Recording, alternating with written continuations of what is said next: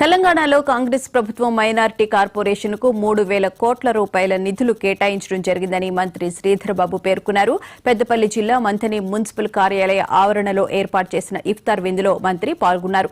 ఎన్నికల్లో ఇచ్చిన హామీ మేరకు మంథని నియోజకవర్గంలో మైనారిటీలకు అనేక సంక్షేమ అభివృద్ది కార్యక్రమాలు చేసి చూపిస్తామన్నారు. అనంతరం ముస్లింలందరికీ రంజాన్ పండుగ శుభాకాంక్షలు తెలిపారు.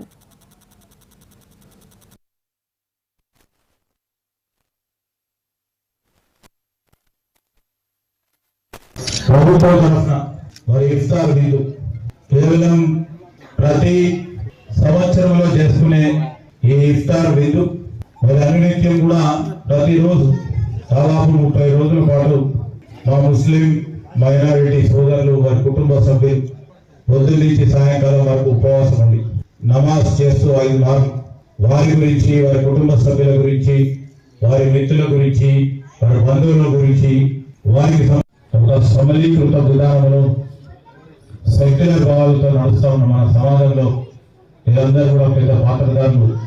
ఈ సంవత్సరం మా ప్రభుత్వం ఎప్పుడూ లేని విధంగా 3,000 పైచిలకు కోట్లను బడ్జెట్ లో పెట్టడం జరిగింది. మొట్టమొదటిసారి తెలంగాణ రాష్ట్రం ఏర్పడిన తర్వాత అందరికీ కూడా మేలు చేయాలని ఎప్పటికో మూలపడ్డ మైనారిటీస్ ఫైనాన్స్ కార్పొరేషన్ ద్వారా కూడా చదువుకున్న యువతకి, మైనారిటీలకి స్వయం ఉపాధి పథకాలతో పాటు 4% రిజర్వేషన్లను కొనసాగిస్తూ మరి గ్రూప్ 1, గ్రూప్ 2, గ్రూప్ 3, గ్రూప్ 4 కు సంబంధించి మొన్న దాదాపు 100,000 మంది గ్రూప్ 1 పరీక్షలు నిర్వహిస్తే మా మైనారిటీ సోదరులు అనేక మంది కూడా గ్రూప్ 1 పరీక్షలలో ఉత్తీర్ణులై వారికి కూడా ఈరోజు గ్రూప్ 1 అధికారుల నియామక పత్రాలు ఇవ్వడం జరిగింది.